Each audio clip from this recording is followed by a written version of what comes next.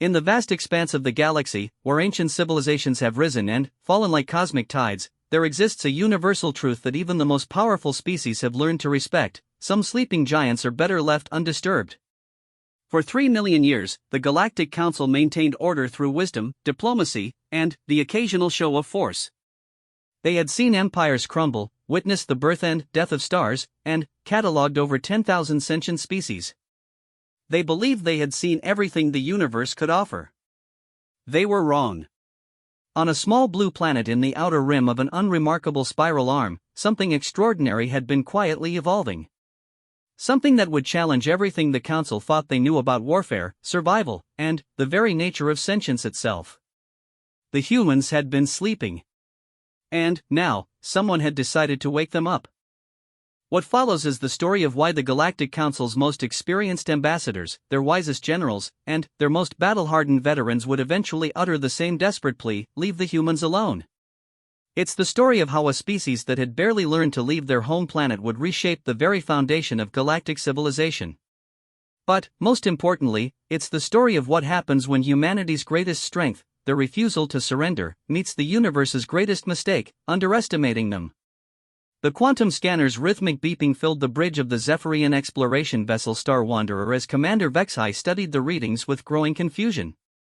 In his 2 centuries of service to the Galactic Council's Exploration Division, he had catalogued hundreds of primitive worlds, but this one defied every classification protocol in their databases.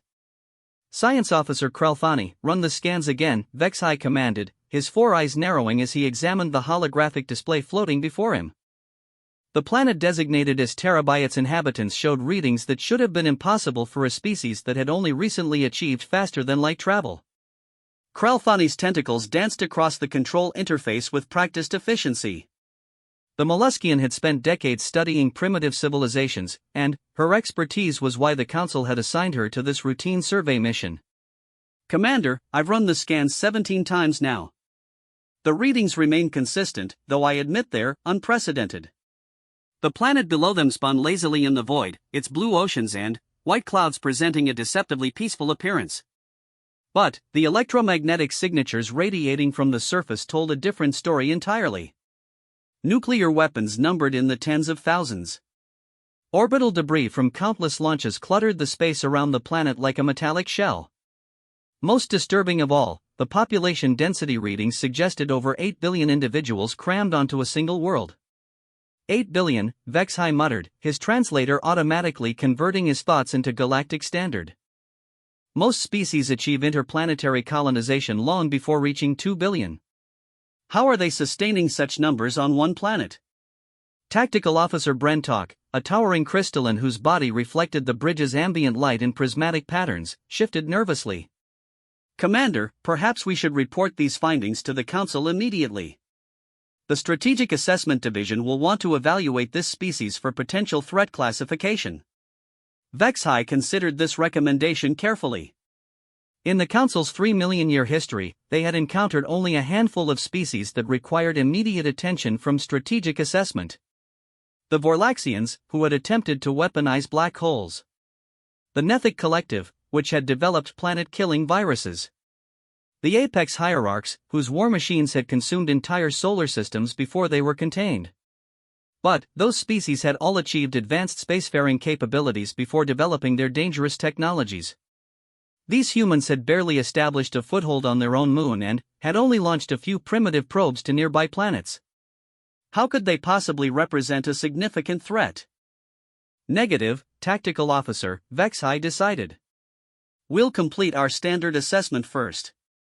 Begin detailed surface scans.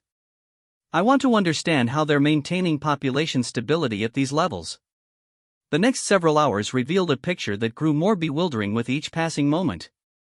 The humans had somehow managed to turn their entire planet into a massive resource extraction and manufacturing center. Their cities sprawled across continents like vast mechanical organisms, connected by networks of transportation systems that moved millions of individuals daily. They had covered enormous areas of their planet's surface with vegetation dedicated solely to feeding their population, using chemical processes to enhance yield far beyond what should have been naturally possible. Commander, Krelthani's voice carried a note of scientific fascination mixed with concern. I'm detecting massive industrial complexes operating at efficiency levels that rival our own automated systems. But these facilities appear to be staffed primarily by humans themselves, not artificial intelligence. That's impossible, Brentalk interjected. No organic species can maintain industrial output at those levels. The physical limitations alone would prevent it. Vexhai leaned forward in his command chair, studying the detailed scans appearing on the main display. Factory complexes that stretched for kilometers operated around the clock. Transportation networks that would have challenged the engineering capabilities of most council species moved resources with mechanical precision. Most remarkably, the humans appeared to be doing most of this work themselves, with only basic automation assistance. Run a scan for artificial intelligence signatures, Vexhai ordered. Perhaps they've developed AI systems we're not detecting. The results came back negative. While the humans had developed computer systems, they showed no signs of the advanced artificial intelligence that most species required to manage planetary-scale industrial operations. Instead, they seemed to have organized themselves into incredibly complex social structures that allowed billions of individuals to cooperate in ways that the Star Wanderer's behavioral analysis protocols couldn't fully categorize. Sir, the communications officer, an ethereal voidling named Whisper, materialized beside the command chair. I've been monitoring their electromagnetic communications. The complexity is extraordinary.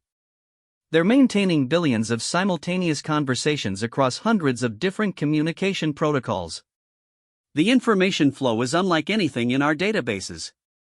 Vexhai authorized the communications analysis to appear on his personal display. The sheer volume of data flowing across the planet's surface was staggering. The humans weren't just communicating about basic survival needs or simple coordination. They were engaged in constant exchanges of information on topics ranging from artistic expression to scientific research to philosophical debate. They're sharing knowledge at a rate that rivals the Council's own information networks, Whisper continued. But it's completely decentralized. There's no central authority controlling the flow of information. Each individual appears to have access to the collective knowledge of their entire species. This revelation sent an uncomfortable chill through Vexhai's consciousness. The Galactic Council maintained order partly through careful control of information. Knowledge was power, and power required regulation to prevent chaos. The idea of an entire species having unrestricted access to all available information was both fascinating and terrifying. Science officer, I want a full analysis of their technological development patterns. How rapidly are they advancing? Kralfani's tentacles worked frantically as she compiled data from multiple scanning arrays. When the results appeared, even her usually calm demeanor showed signs of agitation. Commander, based on the technological artifacts we can observe, this species has made more advancement in the past century than most species achieve in 10 millennia. The evidence was undeniable.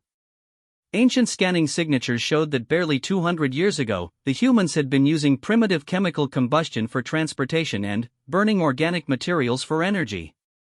Now they had nuclear power, satellite networks, and were already taking their first steps toward true spacefaring capability. Run a projection analysis, Vexhai commanded, though he was beginning to suspect he wouldn't like the results.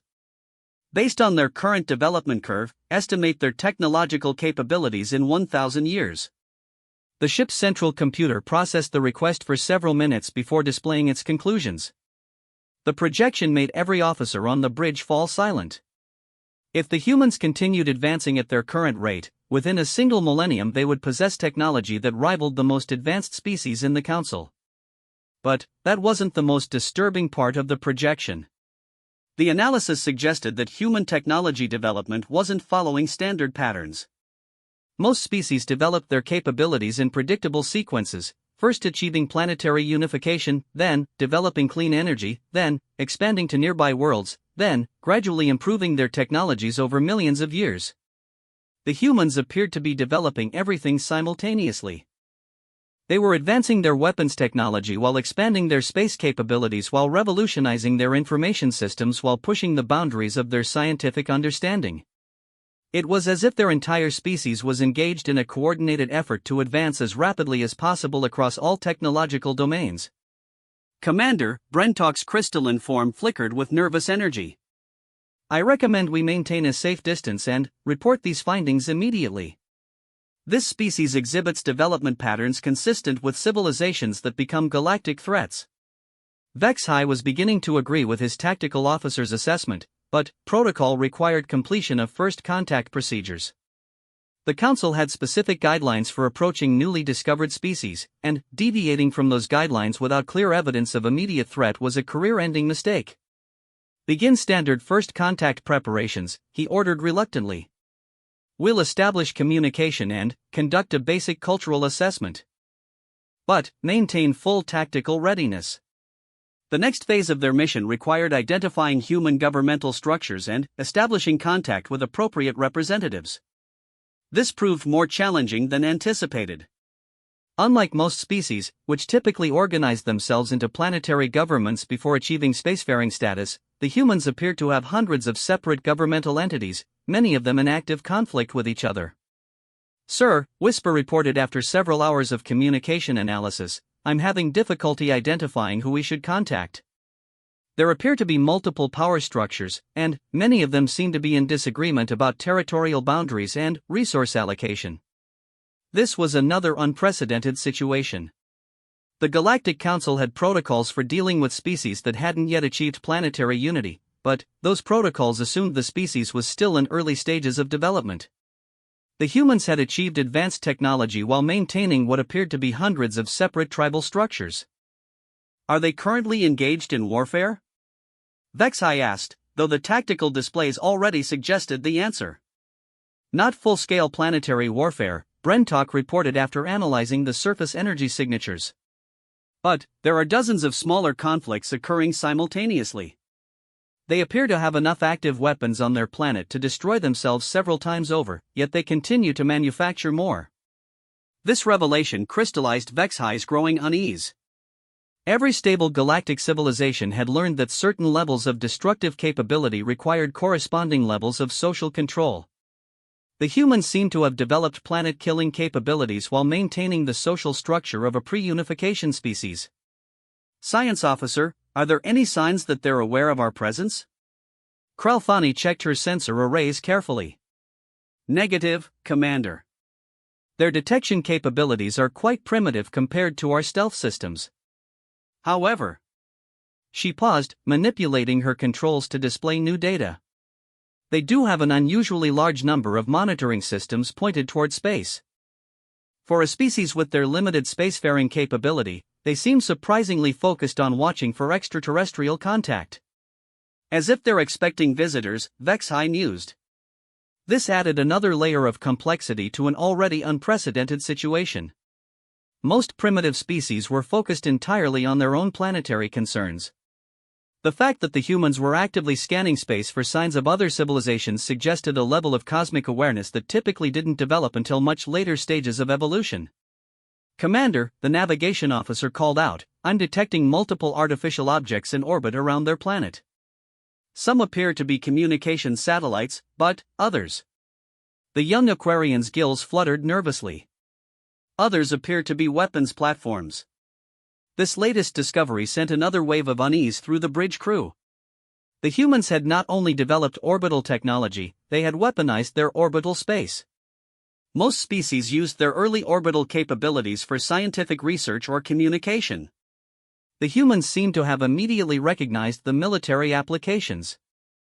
Begin detailed analysis of their orbital infrastructure, Vexhai commanded. I want to know exactly what kind of capabilities they've deployed. The results of the orbital scan were the most disturbing findings yet. The humans had established a network of satellites that could be used for global communication, navigation, weather monitoring, and reconnaissance. But, integrated into this network were weapons systems that, while primitive by Council standards, were sophisticated enough to pose a threat to any ship attempting orbital operations. More troubling still, the humans had apparently built redundancy into every system. If any part of their orbital network was destroyed, backup systems would immediately compensate. It was the kind of defensive thinking that most species didn't develop until they had experienced interstellar warfare. Sir, Brentok's voice carried unmistakable tension. These humans have structured their orbital defenses as if they're expecting to be attacked by a technologically superior force. This level of paranoid preparation is typically associated with species that have survived multiple extinction-level threats. But the humans' planet showed no signs of having survived such threats. There were no radiation signatures from ancient weapons, no geological evidence of massive bombardment, no atmospheric traces of biological warfare. Their world appeared to have experienced normal evolutionary development, which made their defensive preparations all the more puzzling. Communications officer, scan their information networks for any references to previous contact with extraterrestrial species. Whisper spent the next hour sampling the vast flow of human communication, using the ship's translation protocols to convert their languages into galactic standard. When the analysis was complete, the results only deepened the mystery. Commander, their information networks contain extensive speculation about extraterrestrial life, but no evidence of actual contact. However, their fictional entertainment frequently depicts scenarios involving hostile alien invasions. They seem to have developed elaborate theoretical frameworks for defending against technologically superior attackers. Fictional entertainment? Vexai asked. This was another unusual characteristic. Most species at this development level were too focused on survival to create entertainment based on hypothetical scenarios. Yes, sir. They create elaborate simulations of potential future scenarios, apparently for recreational purposes. Many of these simulations involve conflicts with species possessing technology similar to our own. The strategies they develop in these fictitious scenarios are quite sophisticated. Vexai authorized the display of several examples of human entertainment. The bridge crew watched in uncomfortable silence as primitive animations depicted small groups of humans using guerrilla tactics, improvised weapons, and psychological warfare to defeat technologically superior alien invaders. The scenarios were remarkably creative and showed deep understanding of asymmetrical warfare principles. They're preparing for wars they've never fought, Brentalk observed quietly. Against enemies they've never encountered. Using tactics they've developed purely through imagination. This observation highlighted the most unsettling aspect of the humans' development. They weren't just advancing technologically, they were actively preparing for contingencies that most species never considered until forced to by actual experience.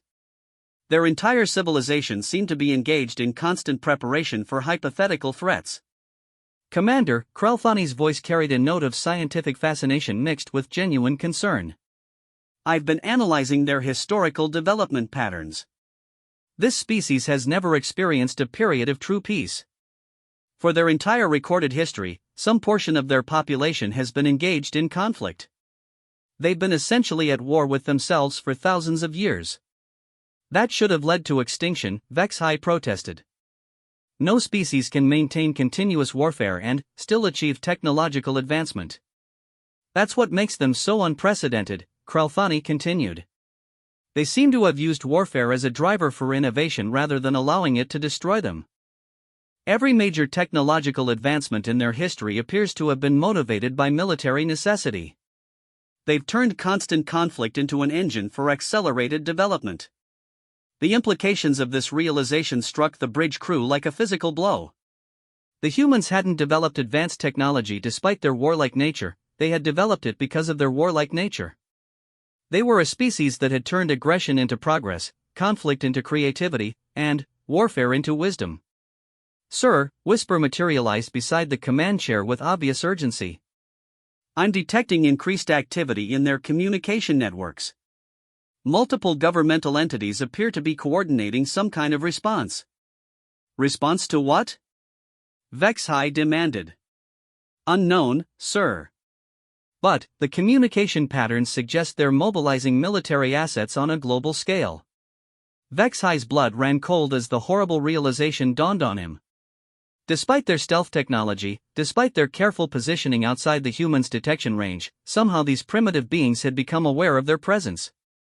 All stations, red alert, he commanded. Begin evasive maneuvers and prepare for immediate departure. But, as the Star Wanderer began to move away from Earth, Vexai couldn't shake the feeling that they had already learned too much about a species that the galaxy was not ready to meet. The humans were not just another primitive civilization ready for peaceful integration into the Galactic Council. They were something entirely different. Something that challenged every assumption about how intelligent species should develop. Something that made him understand why the Council's most ancient protocols included provisions for threats that defied classification. As their ship jumped to hyperspace, carrying them away from the blue world that had shattered so many of his preconceptions, Vexhai began composing a report that would change the course of galactic history. A report that would lead to decisions that would bring out the very worst in humanity, and ultimately prove that some species should never be awakened from their peaceful slumber. The Great Assembly Hall of the Galactic Council had witnessed countless historic moments throughout its 3 million-year existence, but the tension filling the vast crystalline chamber was unlike anything in recent memory. Representatives from 2,000 species occupied their designated areas, their various forms of communication creating a symphony of clicks, hums, telepathic pulses, and electromagnetic frequencies that the universal translators worked frantically to convert into coherent discourse. At the center of the hall, Supreme Chancellor Mordain of the ancient ethereal collective floated within a containment field, her energy-based form pulsing with the measured rhythm of deep contemplation. For over 50,000 years, she had guided the Council through crises that would have shattered lesser civilizations. But, the report currently displayed in holographic detail around the Assembly had presented her with a challenge unlike any in her extensive experience. Honored representatives, Mordain's voice resonated through quantum frequencies that bypassed the need for translation. We have convened this emergency session to address the findings of Commander Vexhai's expedition to the Sol system. The Strategic Assessment Division has completed their analysis of his report, and their conclusions require immediate Council action. General Thakmor of the Kytherian War Caste stepped forward, his massive reptilian form bristling with ceremonial armor that had been worn by his ancestors during the last Great Galactic War 10 millennia ago. The battle-scarred veteran's presence commanded immediate attention from every representative in the chamber. Honored Chancellor, esteemed colleagues, Thakmor began, his voice carrying the authority of countless victories. The species designated as humans represents a threat classification that exceeds all current protocols. In my 20,000 years of military service, I have never encountered a civilization that demonstrates such aggressive expansion potential while maintaining such technological acceleration rates. The holographic display around the chamber shifted to show the Strategic Assessment Division's projections. Mathematical models painted scenarios that made even the most warlike species in the Assembly uncomfortable. If human development continued at its current rate, they would possess interstellar warfare capabilities within 500 years. Within 2,000 years, they could potentially challenge the Council's technological supremacy. Ambassador Silnari of the Peaceful Arbiters, her crystalline form refracting the chamber's light into rainbow patterns, rose to address the Assembly. Her species had not engaged in warfare for over 1,000,000 years, and their perspective carried significant weight in Council deliberations. General Thakmor, while I respect the expertise of the Warcast, surely these projections are based on extreme assumptions. No species maintains exponential development indefinitely. Natural resource limitations, social evolution, and scientific plateaus will naturally moderate their advancement. With respect, Ambassador, Thakmor replied, calling up additional data displays. Our analysis indicates that humans have consistently exceeded such limitations throughout their history. When they depleted natural resources, they developed synthetic alternatives. When population growth threatened stability, they increased productivity rather than reducing population. When scientific challenges appeared insurmountable, they developed entirely new approaches to overcome them. Science Coordinator Velvar of the Academic Synthesis spoke next, her tentacled form manipulating multiple data streams simultaneously. The humans exhibit learning patterns that violate standard development models. Most species require centuries to integrate new technologies into their societies. Humans appear to adapt new capabilities within decades, sometimes years. They demonstrate what can only be described as accelerated evolution in real time. The chamber buzzed with concerned communications as representatives absorbed this information. Accelerated evolution was a theoretical concept that most species considered impossible. Evolution required millions of years to produce meaningful changes. The suggestion that humans were somehow accelerating this process through conscious effort was deeply unsettling. Coordinator Velvar, inquired High Sage Remnok of the Elder Coalition, Are you suggesting that these humans are consciously directing their own evolutionary development? Not in the biological sense, Veldar clarified. But, they appear to be engaging in rapid cultural and technological evolution that produces changes normally requiring millions of years of natural development. They modify their behavior, their tools, their social structures, and their understanding of the universe at rates that our models suggest should be impossible for organic consciousness. Representative Kirix of the Hive Consciousness contributed to the discussion through a burst of pheromone-encoded data that the translators struggled to convert. Query: how does Council address species that develops beyond predictable parameters? Hive Consciousness expresses concern about precedent establishment. This question highlighted the core challenge facing the Assembly. The Council's authority rested on their ability to predict and manage the development of galactic civilizations. If humans could advance beyond their predictive models, they represented a fundamental threat to the Council's capacity to maintain order.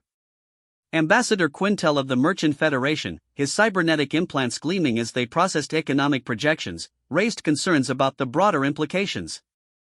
Honorable representatives, we must consider the economic disruption potential. Human technological advancement could destabilize trade relationships throughout the galaxy. Entire economic sectors could become obsolete within centuries rather than millennia. Economic concerns pale beside security implications, General Thakmore responded firmly. These humans have developed orbital weapons platforms before establishing their first permanent off-world colony. They possess nuclear arsenals capable of destroying their own planet multiple times over. They create fictional scenarios depicting warfare against technologically superior opponents and develop strategies to win such conflicts. This is not the behavior of a species ready for peaceful integration. The debate continued for several hours, with representatives offering perspectives from dozens of different civilizations. The Mechanical Collective expressed concern about human adaptability overwhelming their optimization protocols. The Psychic Brotherhood worried about human mental resilience disrupting telepathic influence. The Temporal Observers noted that human timeline development diverged significantly from all known patterns. Finally, Supreme Chancellor Mordain called for focus on the fundamental question. Honored representatives, we must decide how to respond to this unprecedented situation. The Strategic Assessment Division has prepared 3 possible courses of action. The first option appeared in holographic detail around the chamber. Immediate integration protocol, establish contact with human governments and begin standard council integration procedures. Provide technological assistance to accelerate their development under council guidance. Ambassador Silnari immediately voiced support. This approach has successfully integrated thousands of species. Guidance and cooperation have always proven superior to conflict. Unacceptable, General Thakmore responded immediately.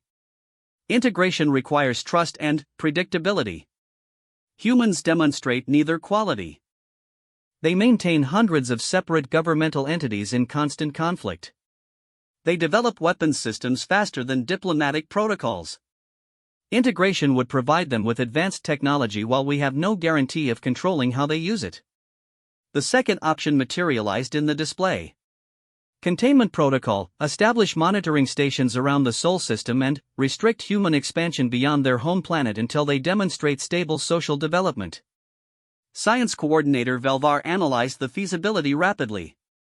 Containment protocols have been used successfully for species demonstrating dangerous development patterns. However, humans appear to be actively developing space travel capabilities. Containment would require constant military presence and could trigger the exact aggressive response we seek to prevent. Economic analyst Quintel added concerns about resource allocation. Maintaining containment around a species this technologically dynamic would require significant military commitment. The cost would strain council resources, particularly if containment extends for millennia. The third option appeared with significantly more security classifications than the previous 2. Preemptive Resolution Protocol, neutralize human civilization before their technological development reaches levels threatening to galactic stability. The chamber fell silent as representatives absorbed the implications of this final option. Preemptive resolution was the Council's euphemism for targeted extinction. It had been used only 3 times in galactic history, against species that posed immediate existential threats to all life in the galaxy. High Sage Remnock spoke first, his ancient voice carrying the weight of eons. The Elder Coalition cannot support preemptive resolution based on projections alone. This protocol requires proof of immediate threat to galactic civilization. The threat may not be immediate, but it is inevitable, General Thakmore argued. Every analysis indicates that human expansion will destabilize existing power structures. They represent chaos in a galaxy that has achieved stability through careful order. Ambassador Silnari's crystalline form flared with agitated light patterns. The peaceful arbiters absolutely reject any consideration of genocide based on hypothetical future threats. This proposal violates the fundamental principles upon which the Council was established. The debate grew increasingly heated as representatives aligned themselves with different factions. The military-oriented species generally supported stronger action, while diplomatic civilizations favored integration or containment. Scientific species were divided based on their analysis of human development patterns. Representative Kirix provided additional perspective through complex pheromone communications. Hive consciousness observes pattern similarity to extinct Ravager species. Ravagers also demonstrated rapid technological advancement combined with aggressive expansion. Ravager conflict required coalition of all galactic civilizations to prevent total destruction. This comparison sent ripples of concern through the assembly. The Ravager War had occurred over 2 million years ago, but it remained the most devastating conflict in galactic history. The Ravagers had been a species that combined advanced technology with insatiable aggression, ultimately forcing every other civilization to unite against them or face extinction. The humans are not Ravagers, Ambassador Silnari protested. They show no signs of attempting to leave their solar system. They engage in internal conflicts, but they also demonstrate cooperation and cultural development. The Ravagers also demonstrated cooperation, General Thakmore replied grimly. They cooperated to build the most efficient war machine the galaxy had ever seen. Human cooperation appears to be producing similar results, even if they don't yet realize the implications. Science coordinator Velvar contributed additional analysis. Behavioral studies indicate that humans possess survival instincts that exceed standard parameters. When faced with extinction-level threats, they demonstrate capacity for rapid technological leaps and strategic adaptation that allows them to overcome seemingly impossible odds.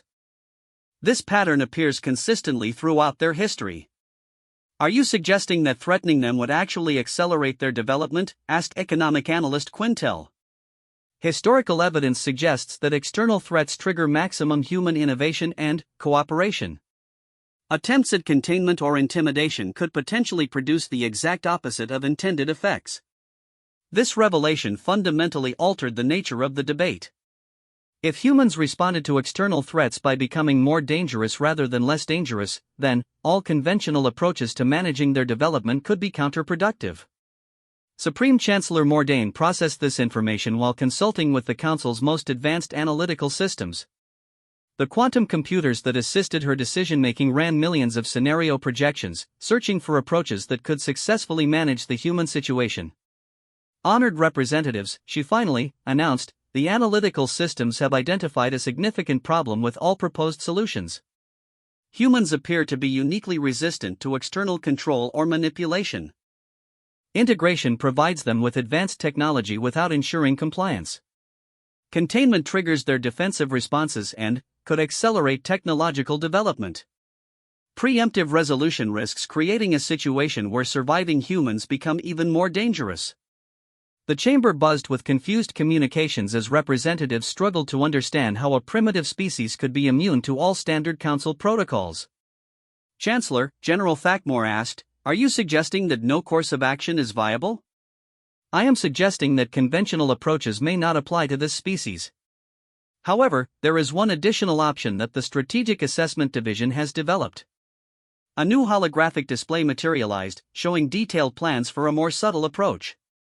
Modified integration protocol, establish contact with select human governments and provide limited technological assistance designed to influence their development toward council-compatible civilization patterns. The plan involved identifying the most cooperative human governmental entities and providing them with advanced technology that would give them significant advantages over their rivals. The theory was that grateful human governments would be more amenable to council guidance, while the technological advantages would allow them to eventually unify their species under council-approved leadership. Science Coordinator Velvar immediately identified potential problems. This approach assumes that humans will respond predictably to technological advantages. Historical analysis suggests they are more likely to reverse engineer new technology and distribute it to rival factions than to maintain exclusive access. Additionally, added economic analyst Quintel, providing technology to some human factions while excluding others could trigger conflicts that destabilize their entire civilization. General Thackmore supported this approach despite its risks. Limited engagement allows us to evaluate human responses while maintaining control over the level of technology they access. If they prove cooperative, integration can proceed gradually. If they prove hostile, we can cut off technological assistance before they become truly dangerous. The debate continued for several more hours as representatives weighed the risks and benefits of each approach. Eventually, Supreme Chancellor Mordain called for formal votes on the proposed options. The results reflected the deep divisions within the Council. Immediate integration received support from diplomatic species but was overwhelmingly rejected by military and scientific factions.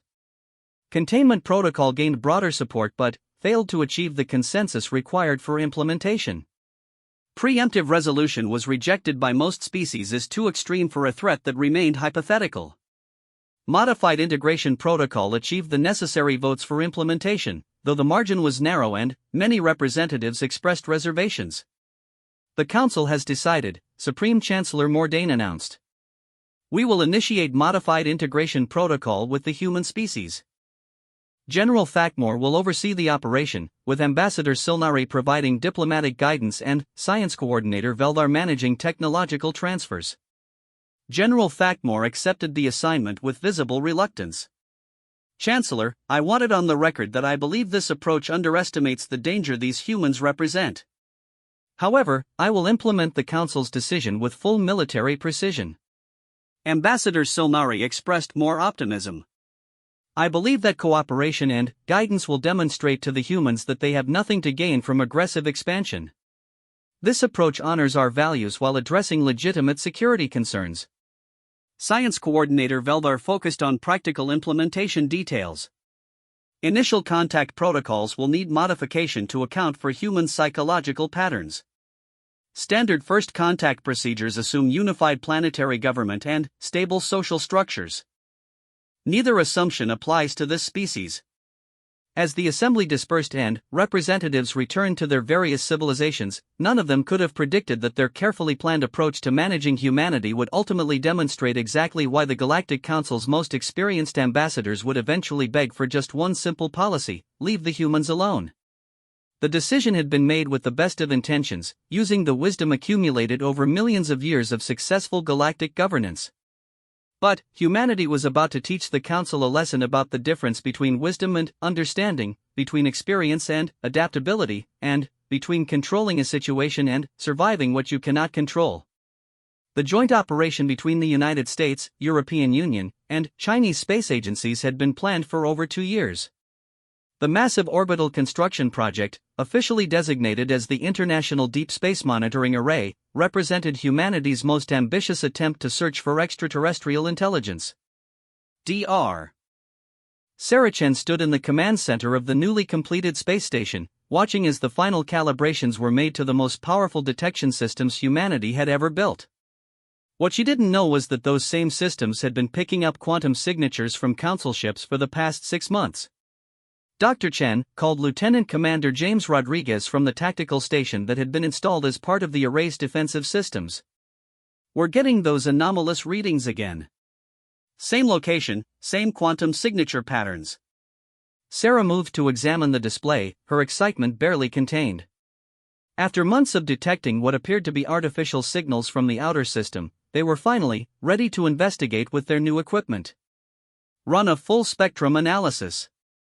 If this is what we think it is, we need to document everything. Neither Sarah nor James realized that their detection of the Council scout ships had already triggered emergency protocols in every major government on Earth. For the past 3 months, military forces worldwide had been quietly preparing for the possibility of first contact under potentially hostile circumstances. 300,000 kilometers away, aboard the Council ship Diplomatic Harmony, General Thakmore reviewed the approach protocols that had been carefully developed for this moment. Ambassador Silnari floated beside him, her crystalline form reflecting the soft lights of the bridge as she made final preparations for what should have been a routine first contact operation. "General," Silnari said, "I want to emphasize the importance of following diplomatic protocols precisely. Humans appear to be naturally suspicious, and any deviation from standard first contact procedures could trigger negative responses." "Ambassador," Thakmore replied, "my concern is that standard protocols were developed for species that had achieved planetary unity. These humans maintain separate military forces that appear to be in constant preparation for conflict. I recommend maintaining full tactical readiness." Science Coordinator Velvar interrupted their discussion with urgent data. "General, Ambassador, I'm detecting significant changes in human activity patterns. Multiple orbital installations are powering up weapons systems, and electromagnetic communications have increased by 3,000% in the past hour." On the monitoring station, Sarah watched in amazement as the quantum signatures suddenly moved toward Earth at velocities that human physics said should be impossible. "James, are you seeing this? Whatever's out there is moving at significant fractions of light speed." "I'm seeing it," James confirmed, his training as a naval officer warring with his excitement as a scientist. "Sarah, I need to activate the emergency protocols. We have multiple unknown contacts approaching at impossible speeds with technology that could represent either first contact or an invasion scenario." Sarah nodded reluctantly. They had known this moment might come, and the protocols had been established by international agreement. Within minutes, emergency signals were broadcasting to every major government on Earth. Humanity was no longer alone.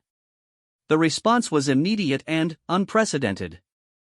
Military forces that had been preparing for this possibility for months activated defense plans that represented the culmination of every strategic scenario humanity had ever conceived about hostile alien contact. Orbital weapons platforms came online, nuclear submarine fleets moved to coordinated positions, and ground-based missile systems targeted the approaching signatures. Aboard the Diplomatic Harmony, General Thakmore watched the human response with growing alarm. "Ambassador, they're activating what appears to be their entire military infrastructure. This level of coordinated response suggests they've been preparing for our arrival." "That's impossible," Silnari replied. "Our stealth technology is superior to their detection capabilities. They can't have known we were observing them." Science Coordinator Velvar provided the uncomfortable answer. "I'm analyzing their detection methods. They appear to have developed quantum resonance scanners specifically designed to detect our stealth systems. The technology is primitive but effective." This revelation sent shock waves through the Council ship. Quantum resonance scanning was an advanced technique that most species didn't develop until they achieved interstellar travel. The humans had somehow invented it while barely capable of leaving their own planet. "How is that possible?" Ambassador Silnari demanded. "They appear to have approached the problem from an entirely different theoretical framework than standard development patterns predict," Velvar explained. "Instead of developing detection technology to find naturally occurring phenomena, they developed it specifically to find objects that were trying to remain hidden." On Earth, President Maria Santos received the emergency briefing in the White House Situation Room, where representatives from every major nation had gathered via secure video links. General Patricia Adams, chairman of the Joint Chiefs of Staff, presented the situation with military precision. "Madam President, we have multiple contacts approaching Earth from the outer system. Their technology appears to be significantly more advanced than our own, but they're moving slowly enough to suggest peaceful intentions. However, we cannot rule out the possibility that this is a reconnaissance approach preceding a larger invasion force." President Santos looked at the gathered world leaders on the screens around the room. "Premier Liu, Chancellor Mueller, Prime Minister Nakamura, we've all prepared for this possibility. Are we implementing the unified defense protocols?" The responses came quickly and decisively. Despite decades of international tension, the prospect of extraterrestrial contact had forced humanity to develop unprecedented cooperation agreements. Within minutes, every nuclear power on Earth had placed their strategic weapons under unified command. This decision, which represented the first time in human history that all major military powers had willingly coordinated their most destructive weapons, was precisely the kind of development that the Council's behavioral analysts had said was impossible for humans to achieve. General Thakmore watched the orbital deployments with growing unease. Ambassador, these humans are coordinating military assets across their entire planet. In less than 1 hour, they've achieved strategic cooperation that our projections suggested would take them centuries to develop. Perhaps they're simply responding to perceived external threat, Silnari suggested hopefully. Once we demonstrate peaceful intentions, they should return to normal behavior patterns. That's assuming they follow normal behavior patterns, Veldar observed. Everything about this species suggests they don't respond to external stimuli the way our models predict. The diplomatic harmony reached the designated first contact coordinates and transmitted standard greeting protocols on multiple frequencies. The message was carefully crafted to demonstrate peaceful intentions while establishing the Council's authority as representatives of galactic civilization. On the monitoring station, Sarah worked frantically to decode the incoming transmission. The mathematics were incredibly complex, but the message was unmistakably artificial and clearly intended as communication. James, we're receiving structured signals. This is definitely first contact. James was less optimistic as he monitored the military channels. Sarah, global defense forces are reporting that we're being scanned by technology that can penetrate our most advanced shielding. Whatever's out there is analyzing our capabilities in real time. This was accurate. Science Coordinator Veldar was conducting detailed scans of human defensive positions, and the results were deeply troubling. General, these humans have deployed weapons systems throughout their orbital space and positioned nuclear assets in patterns that suggest they understand multi-vector attack strategies. Their defensive preparations are more sophisticated than the initial intelligence reports indicated. General Thakmore authorized additional scans of human ground installations. What he discovered made his military instincts scream warnings. These humans have hardened facilities built into mountains, underwater installations protected by natural barriers, and mobile weapons platforms distributed across their entire planet. They've prepared their homeworld for siege warfare against technologically superior opponents. That level of paranoid preparation usually indicates a species that has survived multiple extinction attempts, observed Veldar. But there's no evidence in their history of extraterrestrial attacks. No, Thakmore replied grimly. But there's extensive evidence of them attacking each other with increasing sophistication for thousands of years. They've prepared for invasion by extraterrestrials using lessons learned from invasions by other humans. The first attempt at communication went badly from the beginning. Ambassador Silnari transmitted carefully prepared diplomatic overtures explaining the Council's peaceful intentions and desire for cooperative contact. The human response came not from their governmental representatives, but from Dr. Sarah Chen aboard the monitoring station. Unknown vessels, this is Dr. Sarah Chen of the International Deep Space Monitoring Array. We acknowledge your communication attempts and request immediate clarification of your intentions regarding Earth and human civilization. Silnari was taken aback by the directness of the human response. Standard first contact protocols assumed primitive species would be awed by contact with advanced civilizations. These humans were making demands for information as if they were equals in the conversation. Dr. Chen, Silnari replied, I am Ambassador Silnari of the Galactic Council. We represent a coalition of civilized species that maintains peace and order throughout the galaxy. We have come to welcome humanity to galactic civilization and offer guidance as you take your first steps beyond your homeworld. Sarah's response was immediate and unexpected. Ambassador Silnari, we appreciate your contact. However, any formal negotiations regarding Earth or human civilization will need to be conducted with appropriate governmental representatives. I'm transmitting coordinates for official diplomatic contact. This response violated every assumption about how primitive species responded to first contact. Instead of being overwhelmed by the revelation of galactic civilization, the humans were insisting on following their own diplomatic protocols. General Thakmore found the human response even more disturbing than Ambassador Silnari did. They're treating us as potential equals rather than superior civilization offering assistance. This suggests a level of confidence that doesn't match their technological capabilities. The situation deteriorated rapidly when the Council ship moved toward the diplomatic coordinates that Dr. Chen had provided. As they approached Earth's orbital space, they triggered automated defensive responses that had been programmed to activate if unknown vessels approached too closely to the planet. Unknown vessels, came a new voice over military frequencies. This is Admiral Zhang Wei of the Earth Defense Coordination Center. You are approaching restricted orbital space. Reduce velocity and maintain current distance while diplomatic protocols are established. General Thakmore couldn't believe what he was hearing. These primitive humans were giving orders to a Council warship. Admiral Zhang, he responded, we are representatives of the Galactic Council. We possess technology far beyond your current capabilities. We advise you to withdraw your forces and allow us to proceed with standard first contact protocols. Admiral Zhang's response was calm, professional, and absolutely inflexible. General Thakmore, we acknowledge your technological superiority.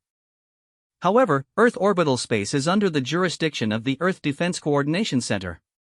All vessels, regardless of their origin or capabilities, must follow our protocols for approach and docking.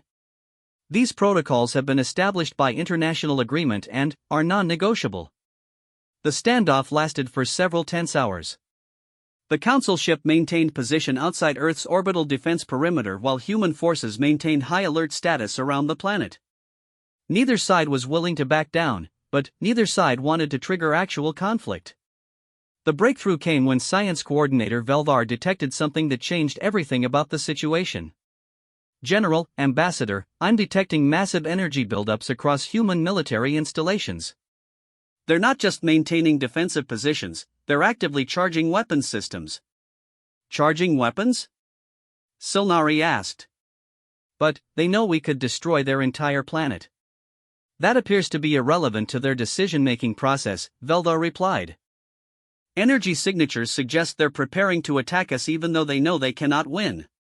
This was the moment that General Thakmore realized the Council had fundamentally misunderstood what they were dealing with. These humans weren't behaving like a primitive species encountering superior technology. They were behaving like cornered predators preparing to fight regardless of the odds. Ambassador, he said quietly, I recommend immediate withdrawal to a safe distance. These humans are demonstrating behavioral patterns consistent with species that choose mutual destruction over submission. But it was too late for careful withdrawal. Admiral Zhang's next communication made it clear that the humans had interpreted the Council's scanning activities and orbital positioning as preparation for attack. General Thakmore, our sensors indicate that your vessel is charging weapons systems and conducting detailed scans of our defensive installations. This behavior is consistent with pre-attack reconnaissance. You have 30 minutes to withdraw beyond the orbital defense perimeter, or we will interpret your continued presence as hostile intent. They're threatening us, Silnari said in disbelief. A species with primitive technology is threatening a Council warship. They're not threatening, General Thakmore corrected grimly. They're giving us a final warning before they attack. The energy buildup signatures confirm it, they're preparing to launch everything they have at us. Science Coordinator Velvar provided the final piece of intelligence that would forever change the Council's understanding of humanity. General, I'm detecting synchronized activation of nuclear weapons across their entire planet. Not just the weapons aimed at us, all of them. If they attack us and we retaliate, they're prepared to detonate their entire nuclear arsenal rather than face occupation. The implications hit the Council crew like a physical blow. These humans weren't just willing to die fighting against impossible odds. They were prepared to destroy their own planet to prevent it from falling into alien control. They would rather commit species-wide suicide than submit to conquest. Mutual assured destruction, General Thakmore whispered. They've created a global suicide mechanism. The realization that humanity preferred extinction to conquest fundamentally altered everything about the first contact situation. The Council had protocols for dealing with aggressive species, cooperative species, and even insane species. But they had no protocols for dealing with a species that would choose annihilation over surrender. All stations, General Thacmore commanded, begin immediate withdrawal to minimum safe distance. Do not make any movements that could be interpreted as aggressive. As the diplomatic harmony retreated from Earth's orbital space, the human forces maintained their alert status but did not attack. They had demonstrated their willingness to fight and die, but they had also shown they could be reasonable if their territorial sovereignty was respected. Ambassador Solnari spent the return journey trying to understand what had gone wrong. According to every diplomatic model she understood, the first contact should have resulted in either peaceful integration or human submission to superior technology.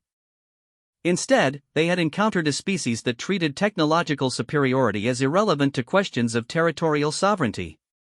General Thacmore understood exactly what had gone wrong, and the knowledge filled him with deep foreboding. The Council had just attempted to intimidate a species that responded to intimidation by preparing for mutual annihilation. They had tried to impose their will on beings who would rather die than submit to external authority. Most troubling of all, the humans had demonstrated that they could coordinate planetary-scale military responses in hours, not years or decades. They had achieved strategic unity in the face of external threat while maintaining their independence from any single authority. As the Council ship jumped to hyperspace, carrying word of their failed first contact back to the Galactic Council, none of the crew could have predicted that they had just triggered the sequence of events that would eventually bring out the absolute worst in human nature. The Council had learned that humanity preferred death to submission. They had not yet learned what happened when humanity decided that the threat to their survival was too great to ignore. That lesson was coming soon, and it would transform the galaxy in ways that no one could have imagined.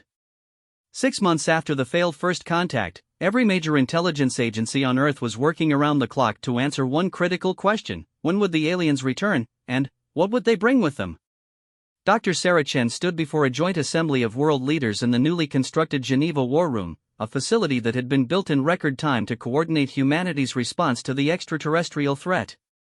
The holographic displays around the room showed data that would have seemed impossible to previous generations but had become humanity's new reality. "Ladies and gentlemen," Sarah began, "our deep space monitoring networks have detected massive fleet movements in the outer reaches of our solar system. Based on quantum signature analysis, we estimate approximately 200 vessels of unknown configuration maintaining position beyond Pluto's orbit." President Santos leaned forward in her chair, studying the tactical displays with the intensity of someone who knew that the survival of her species might depend on the decisions made in this room. "Dr. Chen, what's your assessment of their intentions?" "The fleet positioning suggests they're waiting for something," Sarah replied. "Our behavioral analysis teams believe they may be conducting extended surveillance before making their next move. What concerns us most is the size of the fleet. This is far beyond what would be needed for diplomatic contact." General Patricia Adams, now serving as the Supreme Allied Commander for Earth Defense, activated additional displays showing humanity's military preparations. The scope of global cooperation would have been unthinkable just a year ago, but the alien threat had accomplished what centuries of diplomacy had failed to achieve. "The Joint Defense Initiative is proceeding ahead of all schedules," General Adams reported. "We have successfully integrated command structures from every major military power on Earth. More importantly, our crash programs in advanced technology development are yielding results that exceed all projections." Premier Liu Wei of China studied the technical specifications with growing amazement. "General Adams, these advancement rates seem impossible." "Are you certain these data are accurate?" "Sir, when faced with existential threat, human innovation capacity appears to have no practical limitations," replied Dr. James Harrison, the newly appointed Director of Emergency Technology Development. "We've made breakthroughs in the past 6 months that our scientists estimated would take decades under normal circumstances." The evidence was undeniable. Faced with the prospect of technologically superior invaders, humanity had achieved technological leaps that violated every historical development pattern. Fusion power systems that had been theoretical concepts were now powering orbital defense platforms. Quantum communication networks that had existed only in research papers were coordinating global military operations. Propulsion technologies that had been considered impossible were launching the first generation of human interstellar reconnaissance vehicles. "How is this possible?" asked Chancellor Mueller of the European Union. Dr. Harrison activated a presentation that explained humanity's unprecedented technological acceleration. When the alien contact occurred, every major government on Earth made the same decision: remove all bureaucratic barriers to scientific advancement. We eliminated patent restrictions, shared all classified research, and provided unlimited funding for any project that might contribute to planetary defense. But that doesn't explain the rate of advancement, protested Prime Minister Nakamura of Japan. Even with unlimited resources, some developments should require years of testing and refinement. That's where human psychology becomes a factor, Dr. Harrison continued. Our researchers and engineers are working with the knowledge that failure means extinction. This has triggered what our behavioral scientists call existential creativity, the human capacity to solve impossible problems when survival depends on it. The room filled with quiet amazement as the implications became clear. Humanity's greatest advantage wasn't their technology or their weapons, it was their ability to innovate under pressure. The alien threat had triggered an evolutionary leap in human capability that was happening in real time. Admiral Zhang Wei, now coordinating orbital defense systems, provided updates on the space-based preparations that represented humanity's first line of defense. Our orbital weapons platforms are operational and exceeding design specifications. We've successfully deployed quantum-entangled communication systems that should be resistant to electronic warfare. Most significantly, we've completed construction of the first human vessels capable of interstellar combat.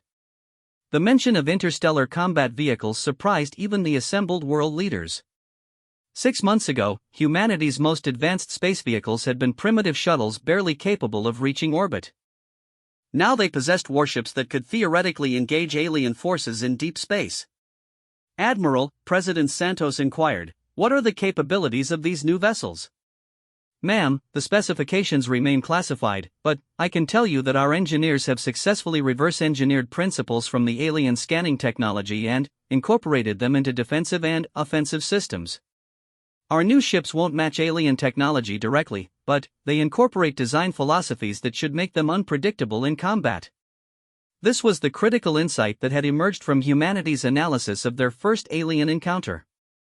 They couldn't match superior technology directly, but they could develop technology that followed different principles and, therefore, presented unknown variables to their opponents.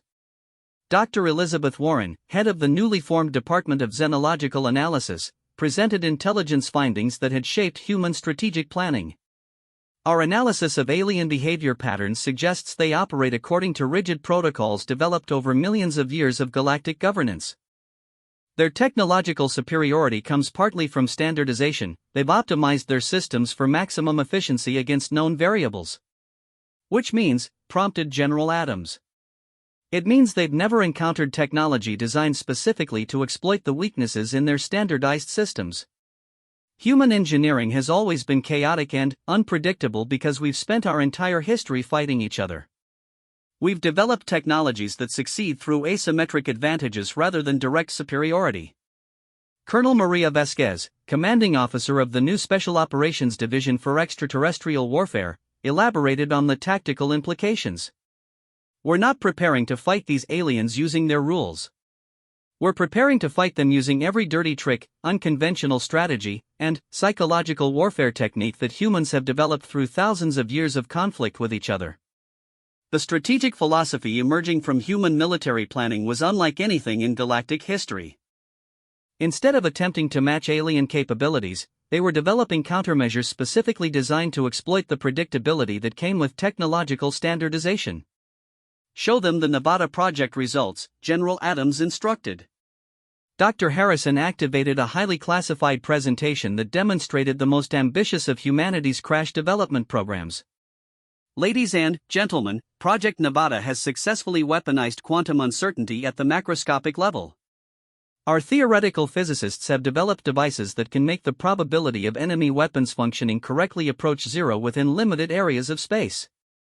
The silence in the room was profound as the implications became clear. Humanity had somehow managed to turn quantum mechanics into a weapon system that could neutralize technologically superior opponents by making their technology unreliable. How does it work? Asked Premier Liu.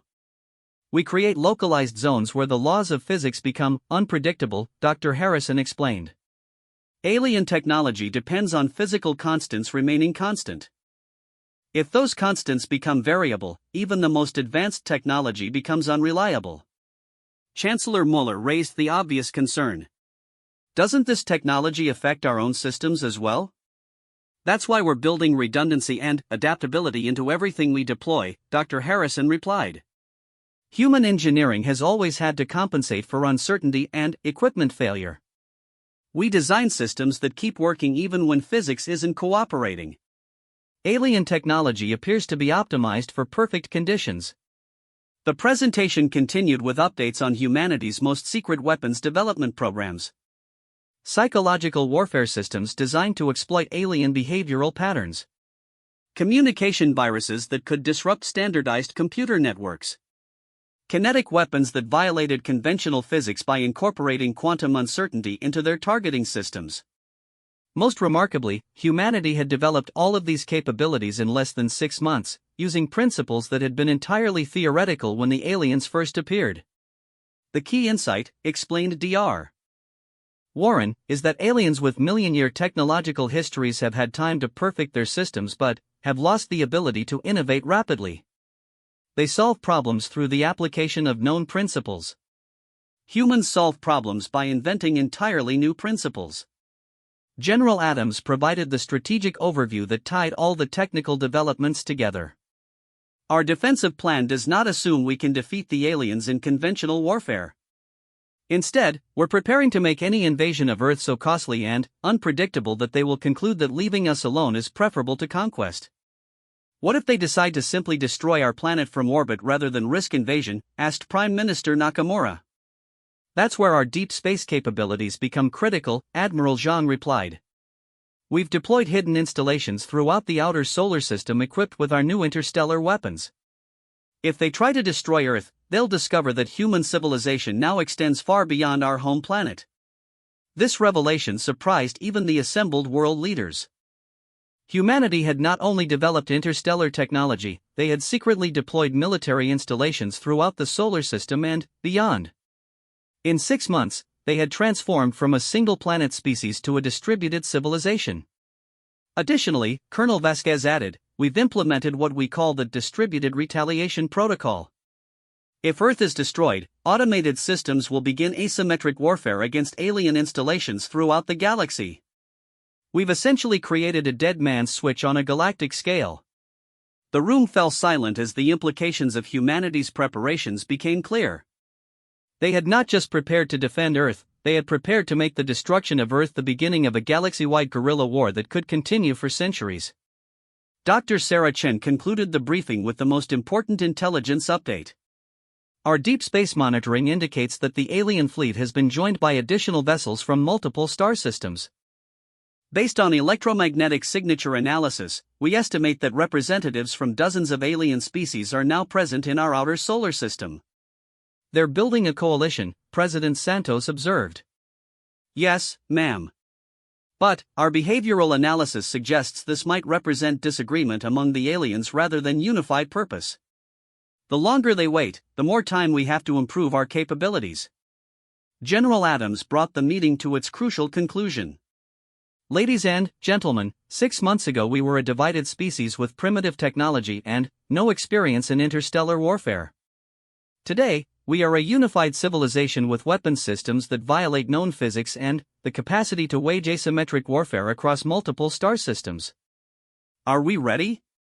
President Santos asked. We're as ready as any species can be when facing the unknown, General Adams replied. But, more importantly, we've demonstrated something that our enemies probably didn't expect. Humans become more dangerous when they're threatened, not less dangerous.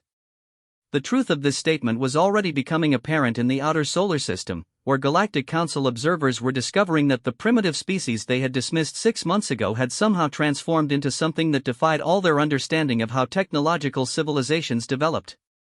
What the Council didn't yet understand was that they had triggered humanity's greatest evolutionary adaptation, the ability to become whatever they needed to become in order to survive. The humans weren't just preparing for war, they were evolving into a species capable of winning it. The next phase of contact would demonstrate exactly what humanity could become when their survival was at stake.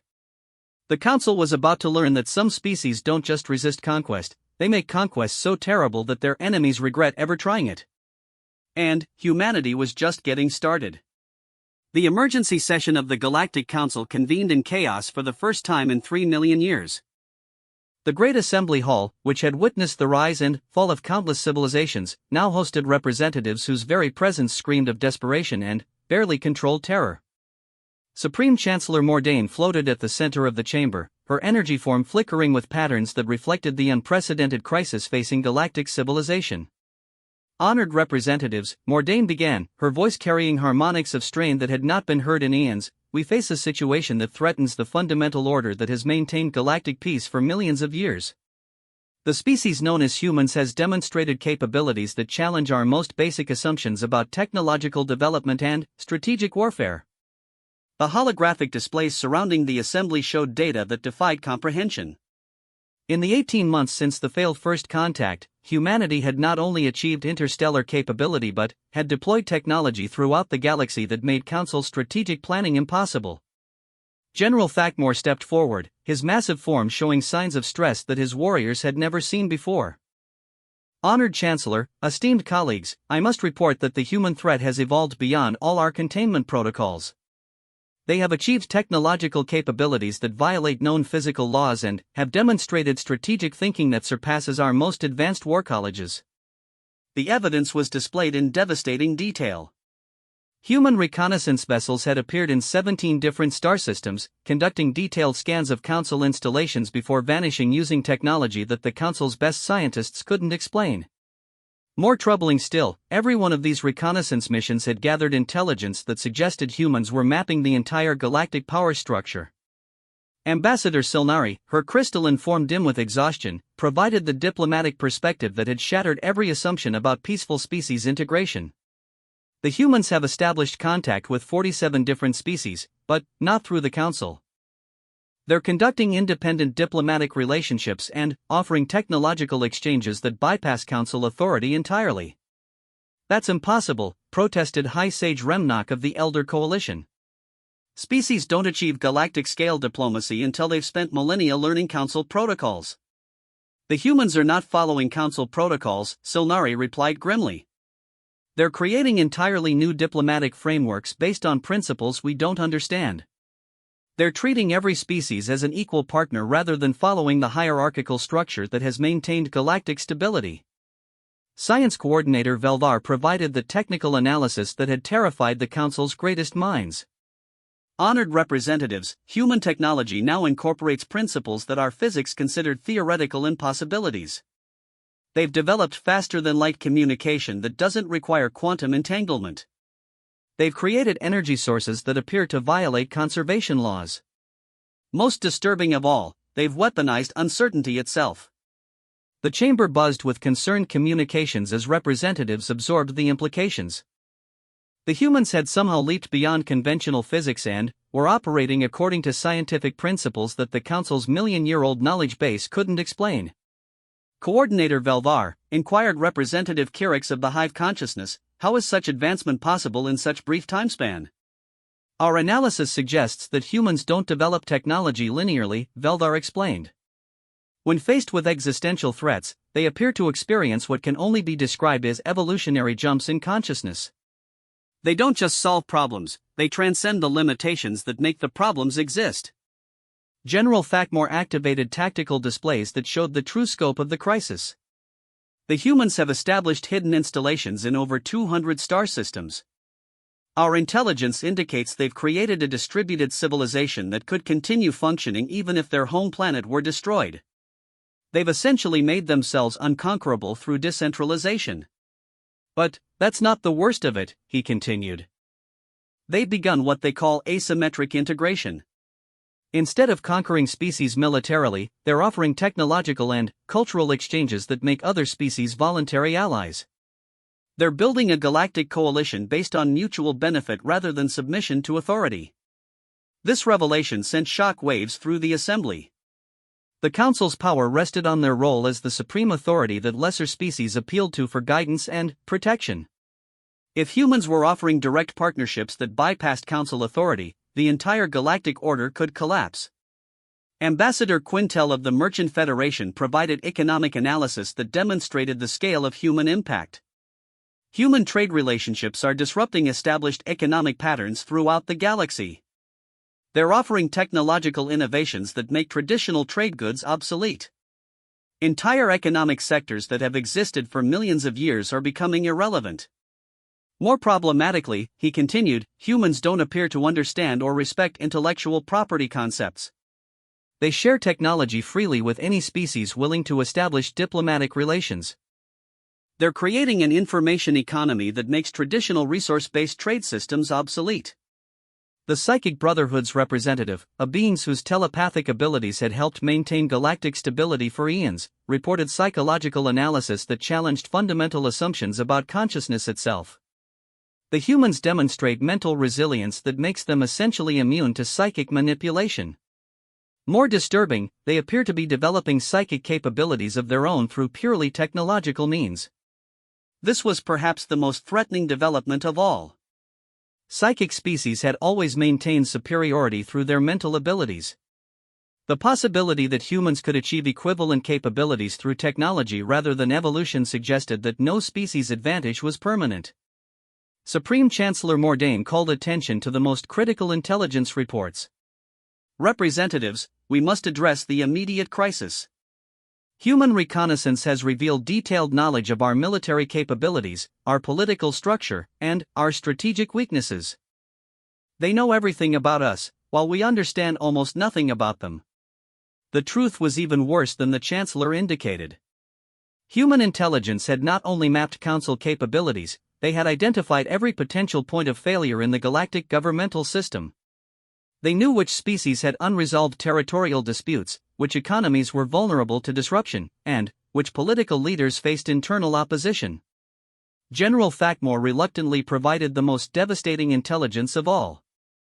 Honored Chancellor, human strategic planning appears to be based on the assumption that we will eventually attempt to conquer or destroy them. They're not preparing for a possible war, they're preparing for an inevitable war. And their preparations suggest they intend to win. How can they expect to win against the combined might of galactic civilization, demanded economic analyst Quintel. By changing the nature of war itself, Thakmore replied. They're not planning to fight us using our rules. They're creating new rules that make our advantages irrelevant. They've weaponized concepts that we never considered could be weapons. The tactical displays showed human weapons systems that violated every principle of civilized warfare. Devices that could make enemy technology malfunction by altering local physical constants. Communication viruses that could reprogram artificial intelligence systems to work against their creators. Psychological warfare techniques that could turn allies against each other by exploiting species-specific behavioral patterns. Most terrifying of all, humans had developed what they called conversion weapons, technologies that could transform enemy equipment into human equipment during combat. Council forces could find themselves fighting using human technology that they didn't understand against enemies who had designed it. Science Coordinator Velvar provided the analysis that would fundamentally change the Council's understanding of strategic warfare. Honored representatives, humans have achieved something that we considered impossible. They've made superior technology a liability rather than an advantage. The more advanced our systems, the more ways they can be turned against us. Representative Whisper of the Voidling Collective materialized to provide intelligence about human expansion patterns. Human colonization follows no recognizable patterns. They establish settlements that serve no apparent economic or strategic purpose. When questioned, human settlers claim they're exploring possibilities or seeking new experiences. They appear to be expanding throughout the galaxy purely out of curiosity. That's even more dangerous than military expansion, observed Ambassador Silnari. Military expansion has objectives that can be negotiated. Expansion driven by curiosity has no logical limits. The debate continued for hours as representatives struggled to understand how humanity had managed to transform from a primitive single-planet species into a galactic threat in less than 2 years. Every analysis revealed new capabilities that shouldn't have been possible, new strategies that violated established military doctrine, and new technologies that transcended known physical limitations. Finally, High Sage Remnock raised the question that everyone had been avoiding. What options remain available to us? Can this human expansion be stopped through conventional means? General Thakmore's response carried the weight of inevitability. Honored sage, conventional military action against humans would require the full military might of every council species acting in perfect coordination. Even then, our victory would not be assured. Furthermore, he continued, any attack on human installations would trigger their distributed retaliation protocols. They've created automated systems throughout the galaxy that would begin asymmetric warfare that could continue for centuries even if every living human were eliminated. The implications struck the assembly like a physical blow. The humans had made themselves impossible to eliminate without triggering a galactic war that could destroy Council civilization. They had essentially taken the entire galaxy hostage. Science Coordinator Velvar provided the final piece of analysis that would determine the Council's response. Honored representatives, our projections indicate that human capabilities are still increasing exponentially. If current trends continue, within 100 years they will possess technology that exceeds our own. Within 500 years, they could become capable of reshaping galactic civilization according to their preferences. Ambassador Silnari made the observation that crystallized the Council's dilemma. We face a choice between accepting humans as equals now, while we still have some negotiating power, or facing them as superiors later when they no longer need to negotiate with us at all. The vote, when it came, was closer than any in Council history. The resolution passed by the narrowest possible margin, establishing new protocols that no one had ever expected to need. The Council hereby recognizes human civilization as a sovereign galactic power with equal authority to our own, Supreme Chancellor Mordain announced. Furthermore, the Council formally adopts the policy of non-interference with human activities and recommends that all member species establish peaceful diplomatic relationships with human settlements. The ancient phrase that followed would become legendary throughout the galaxy, leave the humans alone. General Thakmore provided the final military assessment that would guide Council policy for centuries to come. Honored representatives, in my 20,000 years of military service, I have learned to recognize when a species represents an existential threat to galactic order. The humans are such a species. But, I have also learned to recognize when a species is too dangerous to fight. The humans have demonstrated that they respond to threats by becoming more dangerous rather than less dangerous. They have shown that they prefer mutual destruction to submission. Most importantly, they have proven that they can evolve faster than we can adapt to their evolution. He paused, his words carrying the weight of absolute conviction. We must leave the humans alone not because we cannot defeat them, but because any attempt to do so would transform them into something that would eventually defeat us. As the assembly dispersed and representatives returned to their various worlds with news that would reshape galactic civilization, none of them could have predicted that humanity's greatest victory had been achieved not through superior weapons or advanced technology, but through the simple demonstration that some species are too unpredictable, too adaptable, and too dangerous to control. The galaxy had learned to fear not because humanity was the strongest species, but because they were the species that made strength irrelevant by constantly changing the rules of what strength meant. And, in the Sol system, humanity continued their expansion into the galaxy, blissfully unaware that they had just achieved something that no species in galactic history had ever accomplished. They had made the entire galaxy decide that leaving them alone was pref.